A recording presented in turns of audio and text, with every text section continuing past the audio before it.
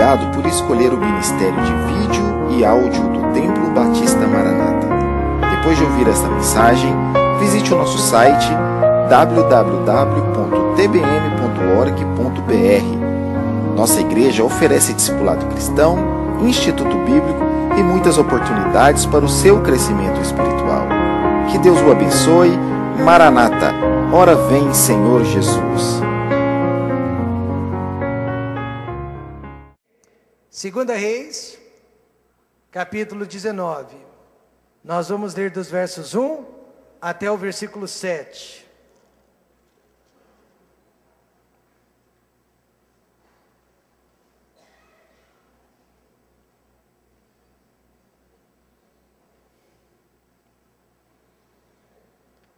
Nos coloquemos em pé para a leitura da palavra de Deus. 2 Reis 19, dos versos 1 a 7.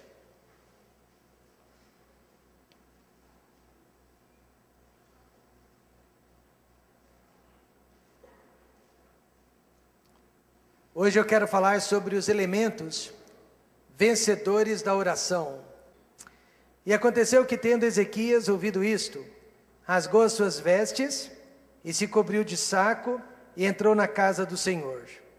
Então enviou a Eliaquim, o mordomo, e a Sebna, o escrivão, e os anciãos dos sacerdotes, cobertos de sacos, ao profeta Isaías, filho de Amós. E disseram-lhe: assim diz Ezequias, este dia é dia de angústia, de vituperação e de blasfêmia, porque os filhos chegaram ao parto, e não há força para dá-los à luz. Só Deus sabe quantos de vocês e quantos de nós chegamos aqui hoje debaixo de angústia, debaixo de consternação, mas Deus sabe. Bem pode ser que o Senhor teu Deus ouça todas as palavras de Rabizaque, a quem enviou o seu senhor, o rei da Assíria, para afrontar o Deus vivo e para vituperá-lo com as palavras que o Senhor teu Deus tem ouvido. Faze, pois, oração pelo restante que subsiste. E os servos do rei Ezequias foram a Isaías. E Isaías lhes disse: assim direis a vosso senhor, assim diz o Senhor, não temas as palavras que ouviste, com as quais os servos do rei da Assíria me blasfemaram.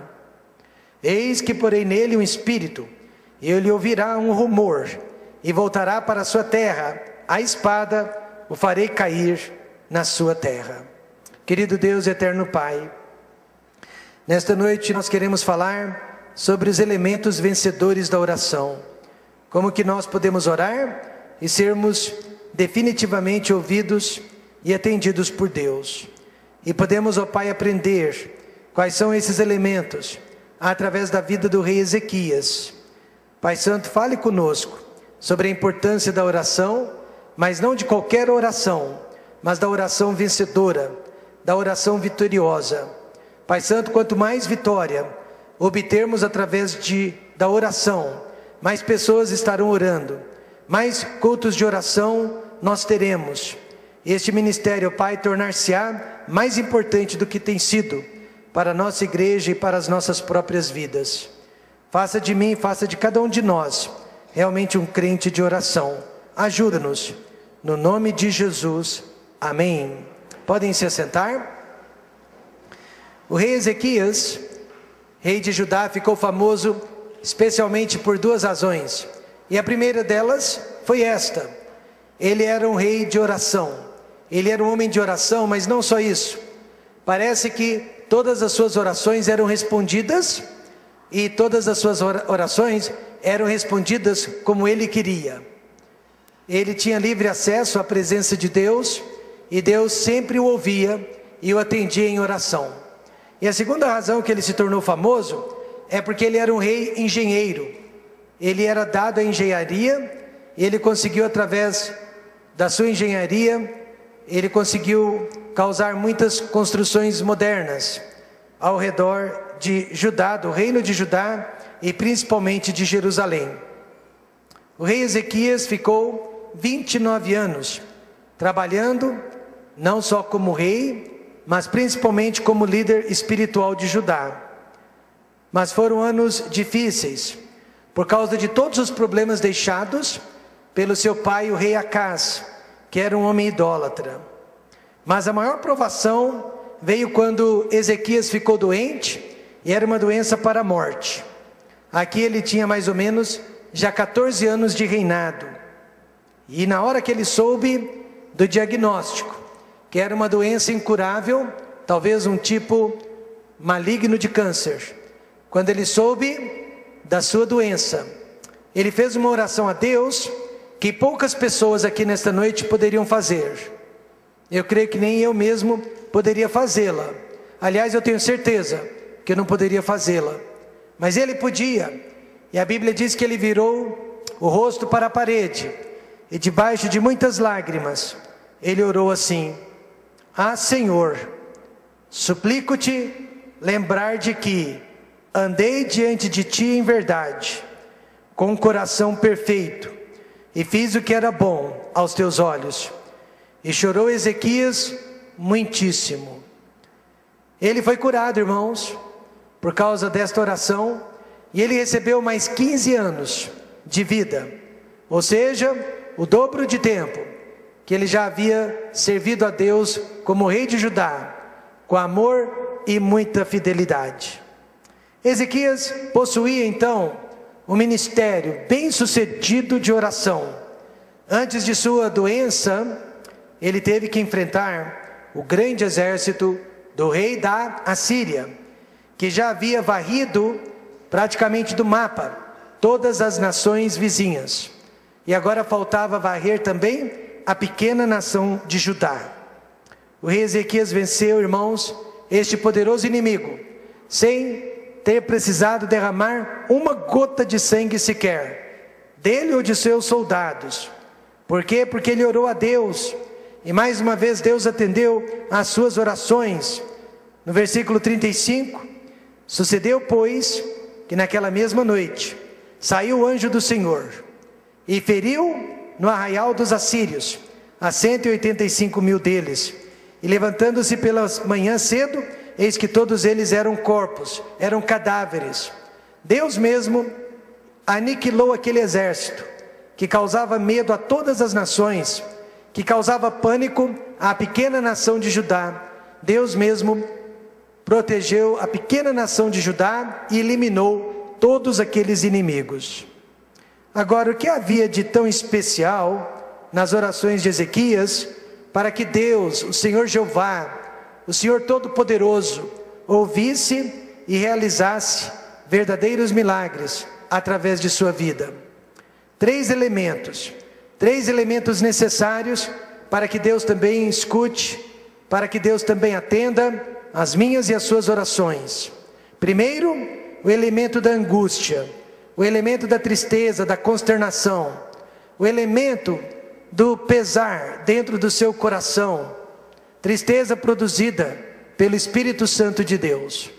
Em segundo lugar, o elemento do arrependimento de pecados, pelos nossos pecados, pelas nossas falhas, pelas nossas mazelas, pelas nossas decisões erradas, equivocadas, que trouxeram tantos problemas para as nossas vidas ou para a vida de outras pessoas.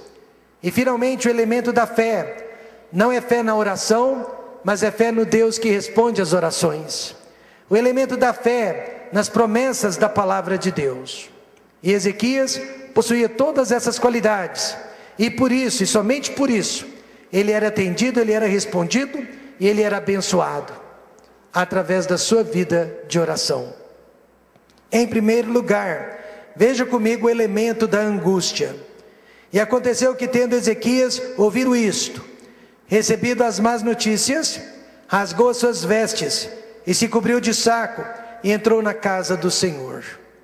O primeiro significado de rasgar as suas roupas, ou vestir-se de saco naquela época, era demonstrar para Deus, e também para todas as pessoas ao seu redor, extrema tristeza, extrema consternação, angústia profunda pelo que estava acontecendo ou iria acontecer. O rei Ezequias não escondeu de Deus e não escondeu dos homens o que ele estava sentindo e a tristeza pela qual ele estava passando. Exatamente o que a Bíblia diz. Tiago, o apóstolo, disse: Está alguém entre vós aflito? O que diz a Bíblia? Ore. Está alguém triste? Ore. Foi exatamente o que o rei Ezequias fez diante da grande ameaça do poderoso rei da Assíria. Que diferença! Que diferença de outros reis que vieram antes dele. Que diferença do seu próprio pai. A primeira atitude daqueles reis era de alugar mercenários. Mercenários, pagar mercenários para protegê-los, para ajudá-los, ao invés de buscar a face de Deus. E nós somos assim também. Ao primeiro sinal de perigo, nós buscamos os médicos, nós buscamos os bancos, nós buscamos nossos parentes, nossos amigos para nos socorrerem, deixando Deus como última opção. No caso de Ezequias, Deus foi a sua primeira opção. O que o sentimento de angústia precisa e vai revelar na sua e na minha vida? Primeiro, a nossa estrutura muito frágil.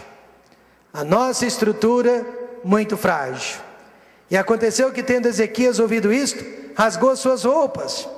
Ele reconheceu que ele era o lado mais fraco desta equação.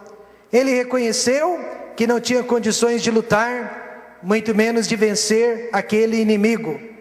Ao rasgar as roupas, ele estava reconhecendo seu tamanho pequeno, a sua incapacidade e a sua fraqueza.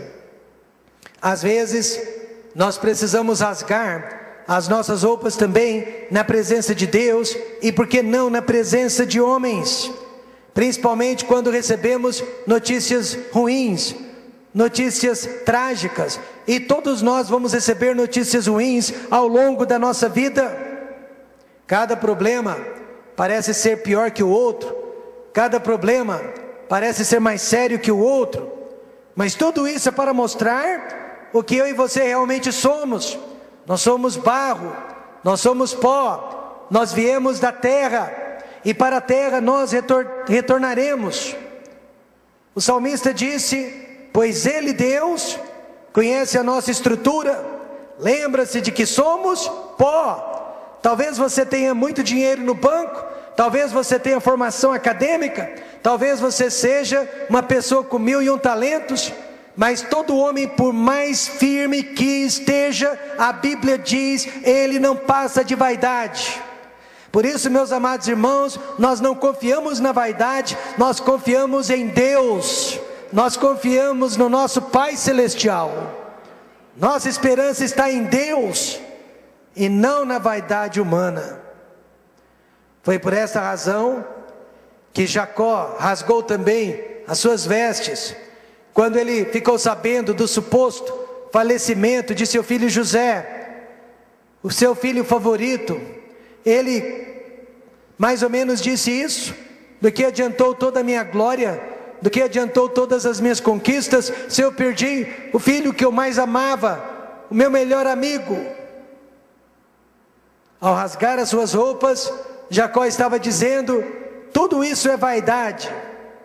Angústia, tristeza, serve para mostrar que a nossa vida é passageira, serve para mostrar que a nossa vida é provisória, serve para mostrar que todas as coisas na vida passam, mas aquele que faz a vontade de Deus permanece para sempre.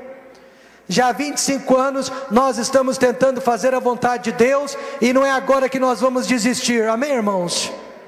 Não é agora que nós vamos desistir, porque aquele que faz a vontade de Deus permanece para sempre. Mas rasgar as roupas também demonstra a nossa humildade.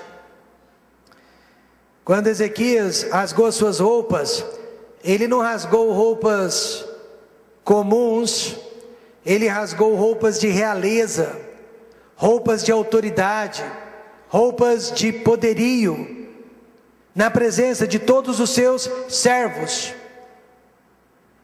Apesar de rei, ele se fez igualzinho aos seus servos. Ele tornou-se um conservo dos seus próprios servos, em demonstração de desespero e de angústia.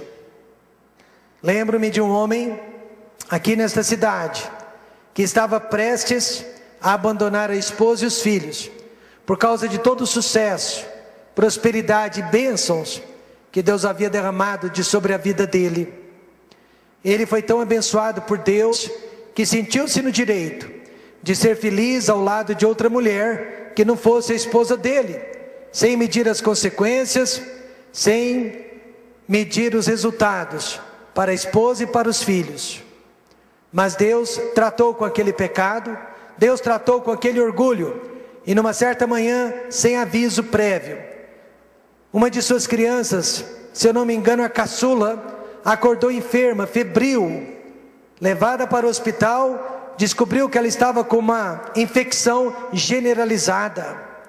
A criança foi colocada na UTI e por vários dias os médicos não estavam conseguindo controlar aquela infecção, até que disseram para os pais que aquela criança iria morrer. A criança foi desenganada pelos médicos. Aquele homem, uma vez cheio de si, aquele homem uma vez cheio de poder, ele se ajoelhou na porta daquela UTI, ele não se importou com a presença dos médicos, das enfermeiras, ele não se importou com a sujeira do hospital, colocou a sua boca no chão, e ele chorou na presença de Deus e de todos, pedindo perdão pelos seus pecados, pela sua vaidade, pelo seu orgulho, pedindo perdão pela sua presunção. Ele chorou muito, foi perdoado pela esposa, e naquele mesmo dia, o seu filho foi curado. Naquele mesmo dia, a febre deixou de existir.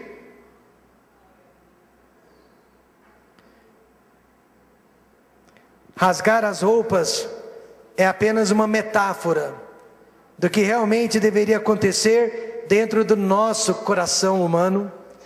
Deus disse em Joel 2, versículo 13: e rasgai o vosso coração, e não as vossas vestes, e convertei-vos ao Senhor vosso Deus, porque Ele é misericordioso, Ele é compassivo, Ele é tardio em irar-se, Ele é grande em benignidade, Ele se arrepende do mal.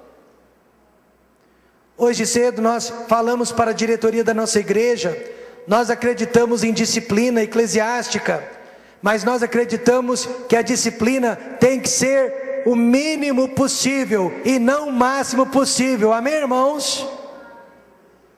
Por quê? Porque nós queremos ser igual ao nosso Deus.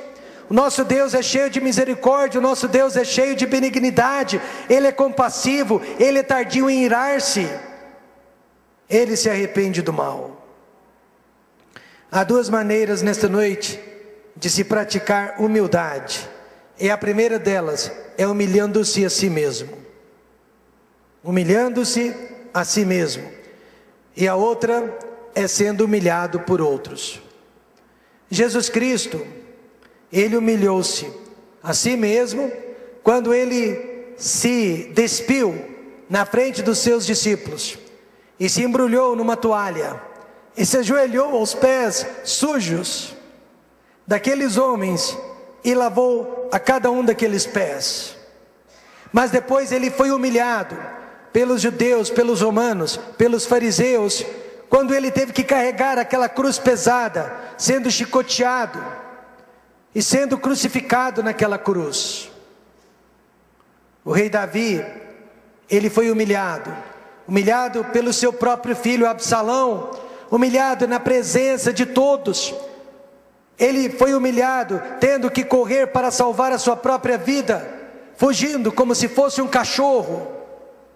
Mas ele também se humilhou na presença de um homem ímpio, impiedoso, chamado Simei, deixando com que aquele homem o amaldiçoasse, deixando com que aquele homem o vituperasse na presença de seus próprios soldados.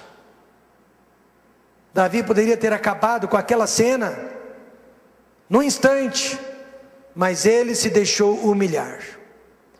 Meus amados irmãos, quando foi a última vez que você e eu nos humilhamos perante Deus e perante os outros? Quando foi a última vez que você e eu fomos humilhados? Por Deus ou por outros? Aproveite esses momentos para rasgar o seu coração diante de Deus. As orações de Ezequias eram respondidas, porque havia o elemento de angústia, havia o elemento de tristeza, havia o elemento de consternação. Por isso ele era abençoado. A Bíblia diz: Deus não rejeita o contrito de coração. A Bíblia diz: Deus, Ele resiste ao soberbo, mas Ele exalta aos humildes. E a Bíblia diz também que aquele que se exalta será humilhado, mas aquele que se humilha será exaltado. Em segundo lugar, encontramos o elemento do arrependimento nas orações do rei. Rasgou suas vestes e se cobriu de saco, e entrou na casa do Senhor. Ezequias foi um dos melhores reis de Judá, mas ele não era perfeito, ele não era isento de culpa. Aliás, irmãos, seus piores pecados aconteceram depois da cura de seu câncer. Seus piores pecados aconteceram depois de suas maiores bênçãos. O saco aqui era um pano muito rústico, usado para armazenar os grãos da terra. Mas, em sinal de humilhação, arrependimento de pecados, os judeus faziam questão de usá-los no lugar de roupas. No caso do rei Ezequias, no lugar das roupas da realeza. Nós temos muito do que nos arrependermos também. Jesus, ele disse: ai de ti, Corazim, ai de ti, Betsaida, porque se em Tiro e em Sidom se tivessem operado os milagres que em vós se fizeram, há muito que elas se teriam arrependido, assentadas em pano de saco e cinza. Em outras palavras, se outras igrejas tivessem sido abençoadas como a nossa igreja tem sido abençoada, se outras pessoas tivessem sido abençoadas como vocês têm sido abençoados, aquelas pessoas estariam pegando fogo por Deus, aquelas pessoas estariam dizimando, elas estariam evangelizando, elas estariam participando dos cultos de oração, elas estariam apoiando a casa de Deus, porque elas seriam gratas, elas teriam se arrependido dos seus pecados. É exatamente isso que Deus está dizendo através de Jesus. Mas o que é arrependimento? É uma mudança de vida, é uma mudança de atitude e principalmente uma mudança de pensamento. Judá estava em pecado e somente uma transformação radical poderia salvar aquela nação. Quando sabemos que precisamos de arrependimento? Primeiro, quando as bênçãos se tornam maldição. Quando as bênçãos se tornam maldição. Quero que você veja o capítulo 18 e o versículo 4, porque isso aconteceu com Judá. Ezequias tirou os altos, quebrou as estátuas, deitou abaixo os bosques e fez em pedaços a serpente de metal que Moisés fizera. Porquanto, até aquele dia, os filhos de Israel lhe queimavam incenso e lhe chamaram Neustã. Isso aconteceu no livro de Números, capítulo 21. O povo de Israel havia se rebelado contra Deus. Deus permitiu que serpentes venenosas e mortais picassem aquelas pessoas, e milhares de israelitas morreram no deserto, picados pelas cobras venenosas, cobras ardentes. Então Moisés, desesperado, clamou a Deus, e Deus disse: construa uma serpente de metal, e será que todo aquele que olhar para a serpente de metal será curado, mesmo que já tenha sido picado, será curado. Então aqueles homens e mulheres orgulhosos, pecaminosos, eles tinham que engolir o orgulho, olhar para aquela serpente de metal em arrependimento, em fé, e aquelas pessoas eram curadas. Isso aconteceu no Velho Testamento, no livro de Números. Mais tarde, Jesus disse que aquela serpente foi na verdade um símbolo, uma figura da cruz do Calvário. Veja João 3,14. E como Moisés levantou a serpente no deserto, assim importa que o Filho do Homem seja levantado. Isso quer dizer que nessa noite também, se você deseja ser curado pelas picadas de Satanás, a antiga serpente, você precisa olhar para a cruz do Calvário e ser salvo. Amém, irmãos? E lá daquela cruz vem a nossa salvação, vem a nossa proteção contra as picadas do diabo. Mas esta serpente era para ser algo passageiro, provisório, temporário, só para aquela ocasião. Mas os judeus a transformaram em um objeto de adoração. O mesmo aconteceria hoje em dia, se ainda existisse um pedacinho da cruz onde Jesus Cristo foi crucificado. Nós deixaríamos de olhar para Jesus e adorá-lo, e passaríamos a adorar aquele objeto, aquela relíquia. O mesmo aconteceria se ainda existisse um pedacinho da roupa que Jesus usou. Nós deixaríamos de adorá-lo para adorar e venerar aquele pedacinho de roupa. Em outras palavras, nós tiraríamos os olhos de Deus e nós adoraríamos as bênçãos de Deus. Israel chamou a serpente de Neustã. Sabe por quê? Neustã significa aquela coisa lá de bronze, aquela coisa lá de metal. Eles tinham vergonha de dizer a palavra serpente, por causa da conotação com a serpente que enganou o casal no jardim do Éden, por causa da conotação entre a serpente e o diabo. Então, para não dizer o nome serpente, eles diziam aquela coisa de metal, Neustã, aquela coisa qualquer. E assim também nesta noite, você e eu não queremos chamar a nossa profissão de ídolo. Nós não queremos chamar os nossos próprios filhos de ídolos. Nós não queremos chamar a nossa diversão, nosso entretenimento de ídolos. Nós não queremos chamar nossos amigos de ídolos. Nós não queremos chamar os prazeres da carne de ídolos. Nós não queremos chamar o nosso dinheiro no banco de ídolo. Nós não queremos chamar, enfim, tudo que colocamos na frente de Deus de ídolo. Mas é exatamente isso que eles são: ídolos, idolatria. Tudo que vem na frente de Deus é um ídolo na nossa vida. É um Neustã na nossa vida. Essas coisas foram dadas para te abençoar, mas no lugar disso, elas têm te afastado de Deus. Precisamos de arrependimento para que Deus volte a ocupar o primeiro lugar em nossas vidas. Precisamos de arrependimento também quando Deus permite calamidades, quando Deus permite momentos difíceis. Este dia é dia de angústia, este dia é dia de vituperação e de blasfêmia, porque os filhos chegaram ao parto, que bênção, mas não há força para dá-los à luz, que calamidade. Irmãos, eu tento sempre me adiantar a Deus e me arrepender antes das calamidades, mas às vezes não dá tempo. Porém, nunca é tarde demais para se arrepender. Nunca é tarde demais para mudar de ideia, mudar de atitude, mudar de caminho. Ezequias e os seus servos evitaram o pior, se humilhando perante uns aos outros e principalmente perante Deus.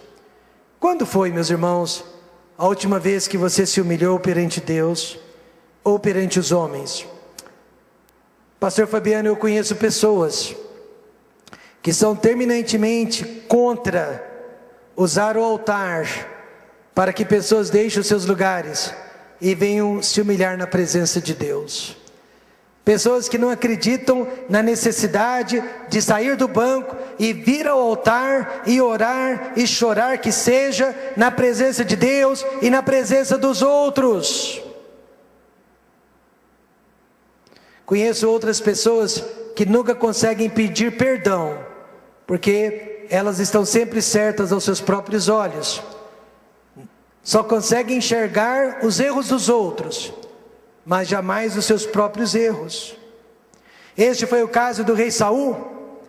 Não se arrependeu a tempo, ele não quis se humilhar na presença de Samuel, ele não quis se humilhar na presença de Israel, ao contrário, ele quis ser exaltado perante o seu povo. Conclusão, a calamidade veio. Por muitos anos ele viveu na insanidade mental, ele perdeu a sua autoridade perante a família, perante o reino, e eventualmente ele morreu prematuramente. O espírito de arrependimento é algo que não estará à minha disposição e à sua disposição para sempre. É por isso, irmãos, que ao primeiro sinal da mão de Deus, nós devemos nos arrepender. Ao primeiro sinal do toque de Deus, nós devemos nos humilhar. Por quê? Porque esse espírito, ele não estará disponível para sempre. Isso aconteceu com Esaú, o irmão de Jacó. Irmãos, ele pecou, e ele pecou, e ele pecou, e ele pecou, e ele pecou contra Deus, contra os seus pais, contra a sua nação, até se cansar de pecar. Porque escute, todos nós aqui, chega uma hora, nós nos cansamos do pecado, seja ele qual for. Uma hora nós nos cansamos do pecado, que tanto nos deu prazer, que tanto nos controlou, uma hora nós nos cansamos dele. Mas muitas vezes é tarde demais para se arrepender. Quando Esaú se cansou do seu pecado, da sua apatia espiritual, da sua carnalidade, ele buscou arrependimento, mas não o encontrou. Hebreus 12:17 diz: porque bem sabeis que querendo ele ainda depois herdar a bênção, foi rejeitado, porque não achou lugar de arrependimento, ainda que com lágrimas o buscou. Imagine, ele buscou arrependimento com lágrimas, mas não mais o encontrou. Não deixe com que isso aconteça com você. Ao primeiro sinal da mão de Deus, se arrependa. Amém, irmãos? As orações de Ezequias eram respondidas porque havia o elemento da angústia e do arrependimento na vida dele. E por último, havia também o elemento de fé, irmãos. Então enviou a Eliaquim, o rei enviou a Eliaquim, o mordomo, e a Sebna, o escrivão, e os anciãos dos sacerdotes, todos eles, olha, cobertos de sacos, ao profeta Isaías, filho de Amós. Isaías era para a nação de Judá o que Elias e Eliseu haviam sido para a nação de Israel, um profeta maior. Isaías significa Jeová é salvação, salvação de Jeová. Meus irmãos, do que adianta buscar Deus na hora da angústia, até se arrepender dos seus pecados, mas se você não crê na ajuda dEle, se você não crê na misericórdia dEle. Semana passada, pastor Daniel me disse: Rômulo, nós somos gratos a Deus pelo perdão dos nossos pecados. Então, ao invés de exaltar o pecado que nós cometemos, que triste, nós exaltamos a graça e o perdão de Deus. Que maravilha! Do que adianta se arrepender, do que adianta, meus amados irmãos, sentir tristeza, se quando você busca a presença de Deus, você não acredita que Deus seja misericordioso, que Deus seja compassivo.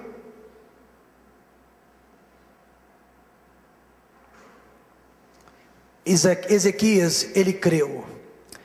Alguém disse assim: a luz que me guia é muito maior do que os olhos que me cercam. A luz que me guia é muito maior do que os olhos que me cercam. A Assíria era um predador implacável, mas Deus era maior que a Assíria. E nesta noite Deus é maior do que todos os nossos problemas. Como Ezequias orou com fé? Primeiro, ele devolveu o problema para Deus.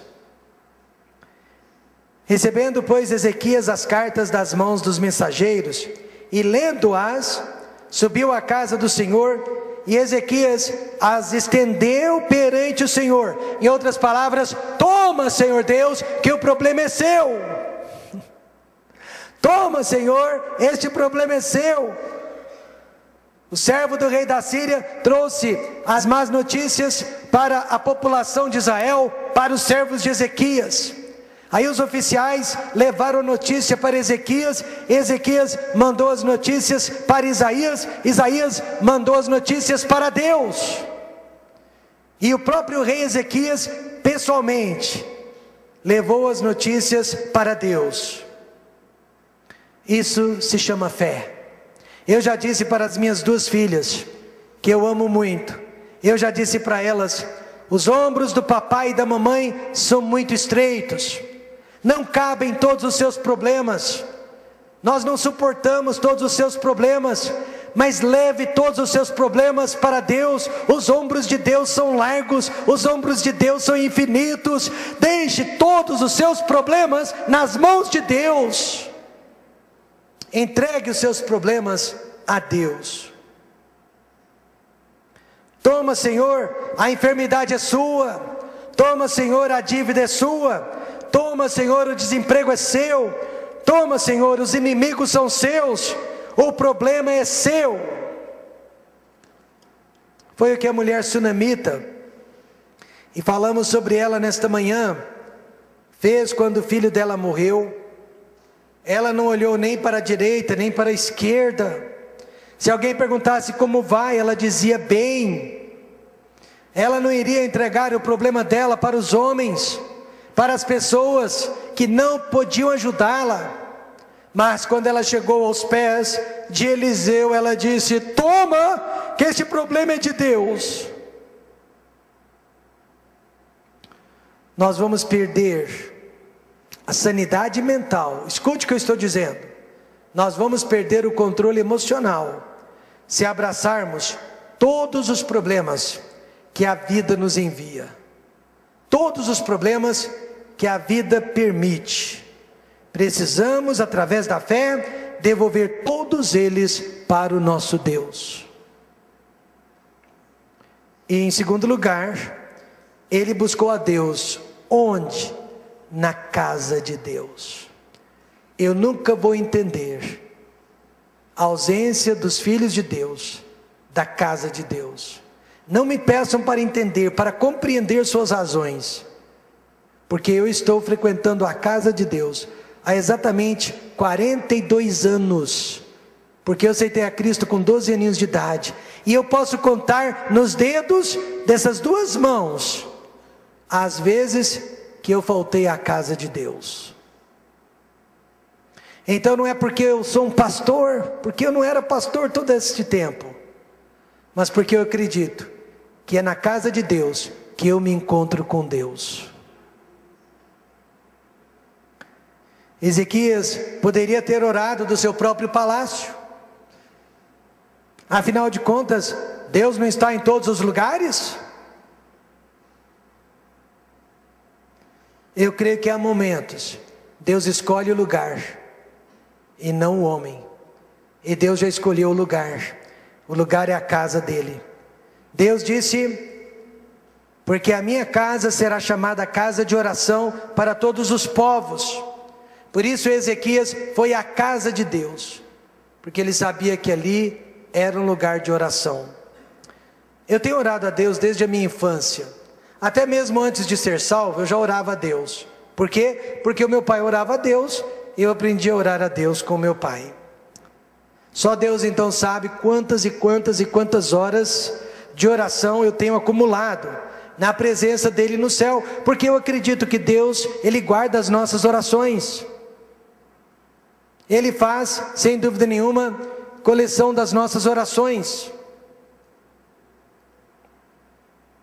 Mas eu tenho que reconhecer uma grande verdade: as maiores conquistas da minha vida, através da oração, eu consegui orando dentro da casa de Deus. Eu consegui orando dentro da casa de Deus. Minhas maiores vitórias vieram das orações de dentro da casa de Deus. Por quê? Porque a casa de Deus é um lugar preparado para isso. Porque Deus prometeu ouvir a oração coletiva. Onde 2 ou 3 de vós estiverem reunidos em meu nome, ali eu estarei entre eles. Portanto, a nossa vida de fé está intrinsecamente conectada à casa de Deus. Eu sempre disse para você que a igreja, a casa de Deus, é o termômetro da nossa fé. Como nós a tratamos, como nós a respeitamos, como nós a consideramos, é como nós estamos tratando, respeitando e considerando o nosso Deus. O rei Ezequias conseguiu em oração tudo o que eu e você mais desejamos para a nossa vida: proteção. Nós queremos proteção contra doenças, nós queremos proteção contra a violência, nós queremos proteção financeira para os nossos filhos, para o nosso casamento. Saúde. Nós queremos ser curados de nossas enfermidades, de nossas moléstias. Mas como ele conseguiu tudo isso? Demonstrando muita tristeza.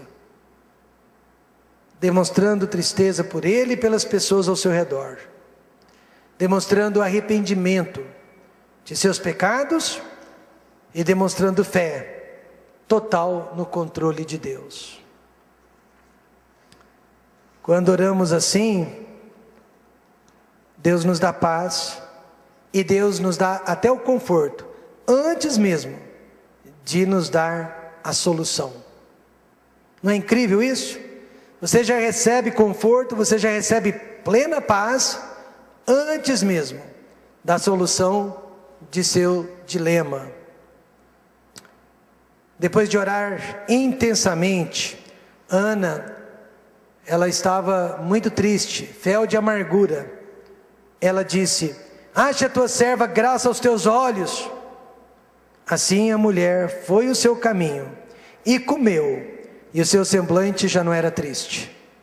Se nesta noite, independente de qual seja o seu problema, se você orar com tristeza de alma, de espírito, se você se humilhar na presença de Deus e de seus irmãos, se nesta noite você se apresentar a Deus com bastante arrependimento de seus pecados, de suas atitudes, se nesta noite você se aproximar de Deus com fé, acreditando, confiando, mesmo antes de receber a solução do seu problema, você vai sair desta igreja com o seu semblante transformado. Você vai sair desta igreja com paz dentro do seu coração. Então entregue o seu caminho nas mãos de Deus. Saia daqui feliz nesta noite. Oremos.